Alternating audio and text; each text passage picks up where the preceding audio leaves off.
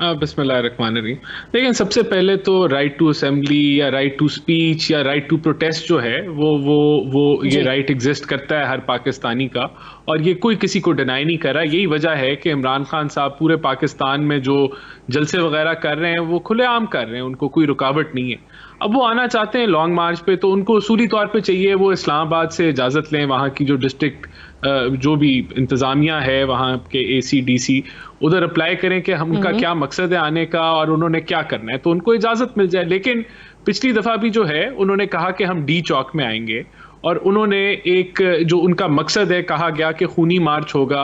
और जो जो जो मैसेजिंग की जा रही है कि ये जो है हम अपनी बातें मनवाएंगे और इधर आके हम जो है वो रेड जोन के अंदर जहां पाकिस्तान सेक्रेटेरिएट भी है, जहां एम्बेसीज भी हैं, जहां पार्लियामेंट भी है, वहां आके जो है ये प्रोटेस्ट हम्म। करेंगे या धरना देंगे। जब आप ये मैसेजिंग देंगे तो जाहिर सी बात है जो हुकूमत वक्त हम्म। होती है उसने इस चीज की तो इजाजत नहीं देनी ना कि आप रेड जोन उनके अंदर घुस जाएं। और अगर आप की ये थ्रेटनिंग मैसेजिंग होगी तो फिर हम्म। हुकूमत ने अपनी प्रीएम्प्टिव जो मेजर्स हैं वो जरूर लेने।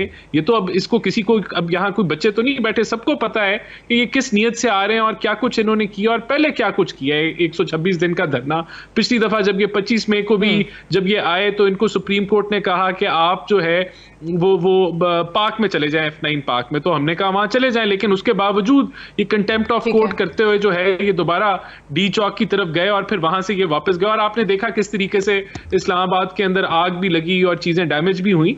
तो मकसद ये है कि आप जो जो हुकूमत है उसने अपनी रिट कायम करनी है और ये मुमकिन नहीं है। देखिए इनका बयानिया क्या है, बयानिया इनका ये है कि जी आलमी साजिश हुई, वहां से इन्वेस्टमेंट आई और ये नो कॉन्फिडेंस मोशन हम्म। हो गई, उसके नतीजे में ये हम्म। इलिजिटिमेट गवर्नमेंट है और इसको हम कबूल नहीं करते, आप इलेक्शन कराएं। और दूसरी बात ये करते हैं कि जी आर्मी चीफ की जो इलेक्शन है करा दें वो उसको होना और चाहिए और ऐसे जुडिशल होना कमीशन चाहिए। बना दें, साइफर की तहकीकात कर लें उस नहीं पर। तो नहीं, उन्होंने ये भी कह दिया कि देखिए अगर ऐसा हो जाता है तो हम पार्लियामेंट में भी वापस आ जाएंगे। देखिए अब उसका जवाब क्या है। उसका जवाब ये, पहले तो ये अपने सदर पाकिस्तान आरिफ अलवी को मनाए कि आलमी साजिश हुई थी, उनको भी यकीन नहीं है कि हुई थी। उसके बाद ऑडियो लीक्स के बाद भांडा फूट गया। जो इन्होंने अगर कमीशन बैठाना था कि अपने दौरे हुकूमत में बैठा लेते, नहीं बैठाया। हम समझते हैं it is a dead matter. ये बयानिया एक्सपोज हो चुका है, पर्दाफाश हो चुका है, बहरूपिया जो है वो जाहिर हो चुका है कि क्या है। तो अब उस अच्छा। बेसिस पे अब ये इनकी हम जिद मान लें, इनकी हम बातें मान लें, पाकिस्तान आइन के मुताबिक ना चले, इमरान खान के मुताबिक चले, क्योंकि इनको लगता है ये पॉपुलर हो गए और ये रोज आके कहते हैं जी जितने हम पॉपुलर हो गए अब तो जी अब तो ये जरूरी है कि इलेक्शन हो जाए। तो अगर आपने पार्लियामानी जमहूरियत को इस तरीके से चलाना है कि ठीक किसी है। को लगे, किसी को ख्याल आए कि वो पॉपुलर हो गया है तो अब आप वो इलेक्शन करा ले, तो मैं समझता हूं कि अगर हमने इस चीज को आज तस्लीम कर लिया तो आगे आने वाली जो जमहूरियत है उसका कोई हाल नहीं होगा। तो ये बड़ा जरूरी है कि आइन जो कहता है कि जो टेन्योर है वो अगस्त 2023 तक है वो पूरा हो। और ये जो है इनको अगर शौक है ये ऑपोजिशन करें, डिमांड करते रहें। इन्होंने इस्लामाबाद आना है, हम इनको वेलकम करते हैं। हम तो समझते हैं इमरान खान साहब बहुत बुरे तरीके से एक्सपोज हो चुके हैं और जो अक्लो दानिश फहम रखते हैं उनको, उनके लिए बड़ा क्लियर है कि सही का जो है यास्मीन बीवी ने कि 10 दफा भी हम पैदा हो जाएं तो हम इतना झूठ नहीं बोल सकते जितना इमरान खान साहब बोलते हैं। और एक्सपोज होने के बाद भी धड़ल्ले से बोलते हैं जैसे कोई चीज जो है वो हिली नहीं है। तो वो इनका जो है कि इतना झूठ बोलो, इतना झूठ बोलो और उसको बार बार दोहराओ कि लोग उसको सच मानने, उसके ऊपर सही बैठते हैं ये। दूसरा, इन्होंने कहा कि खरीदारी नहीं की, तो उनकी ऑडियो लीक में वो जो 5 बंदे उन्होंने खरीदे थे और 5 और मिलने थे जो लेक्चर देते थे जमीर फरोशी का, उन खुद वो एक बहुत बड़ा एक्सपोजे हो गया। सेनेट के इलेक्शन की बात की तो अभी ये जून में उनका इंटरव्यू इमरान खान का जिसके अंदर वो फरमाते हैं कि हम एजेंसियों को कहते थे हमारे नंबर पूरे कर दो। तो ये तो सिविलियन सुपरमसी है जिसकी अभी यास्मीन बीबी बात कर रही थी, जिसके अंदर ये बिलीव करते हैं।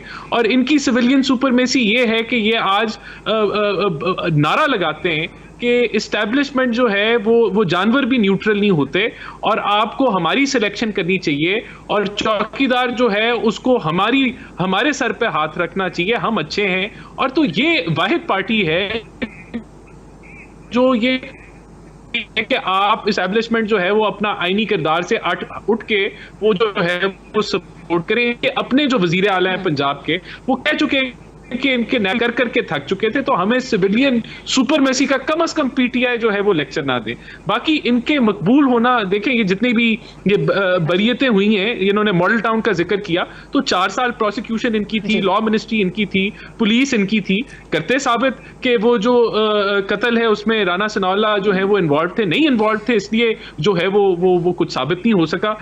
बाकी इन्होंने जरूर उनके ऊपर हीरोइन डाली, इन्होंने जरूर हमारी पूरी लीडरशिप को अंदर किया, जो कि इनका फैशिस्ट हुकूमत का एक चेहरा था, कि किस तरीके से इन्होंने शहजाद अकबर, नैब न्याजी गठजोड़ करके एक पूरी क़यादत को ऑपोजिशन के रगड़े निकाले, किसी को नहीं छोड़ा।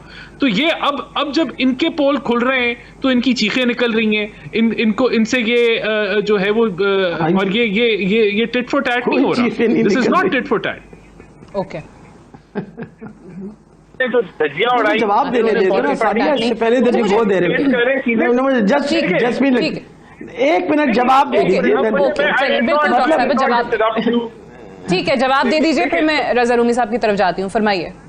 आखिरी बात ये है, मेरा ख्याल है वो इन्होंने पॉलिटिकली मोटिवेटेड, पॉलिटिकली इंजीनियर्ड इन्होंने मुकदमे बनाए, अब वो उसको साबित नहीं कर सके अपने 4 साल की हुकूमत में। इनके पास खुला मौका था, तो इनको मरोड़ तो पड़ेंगे, मरोड़ इनको पड़ रहे हैं, वो बयानिया लेके अवाम के पास जा रहे हैं। लेकिन मैं समझता हूँ कि मैं इस चीज को नहीं मानता।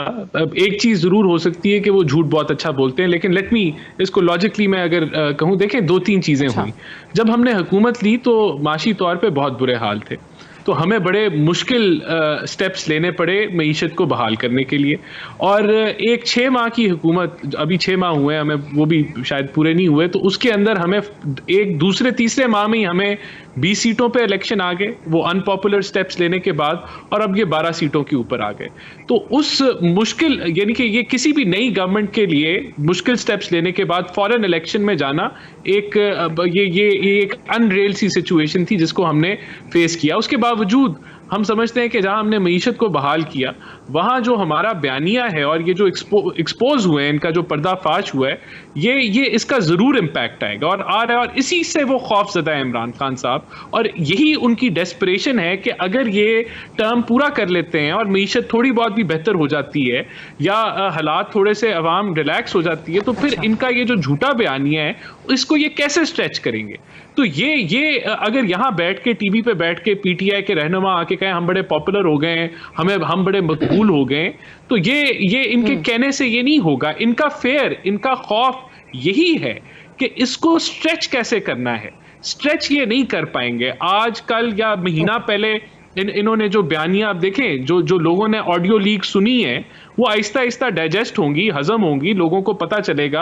आरिफ अलवी साहब सदर ने कह दिया कि मैं इस साजिश को नहीं मानता। इतना बड़ा धचका है इनके ये बयानिए के ऊपर। इसके अलावा है क्या इनके पास? क्या इन्होंने बड़ी अच्छी परफॉर्मेंस की? इनका गंद हम आज साफ कर रहे हैं। आज वो जो इनके जो माशी गंद इन्होंने डाला, 4 साल की मिसमैनेजमेंट थी, उसको हमने साफ किया। हमने इस मुल्क को डिफॉल्ट से बचाया अपनी पॉलिटिकल कॉज पे, और बेहतरी भी लेके आ रहे हैं, डॉलर गेन कर रहा है। आपको आगे जाके ये खौफ है इनका। और ये मैं आपको बता दूं कि ये जो लगता है कि ये बड़े बयानिया इनके पॉपुलर हो गया है, या इनको लगता है कि पॉपुलर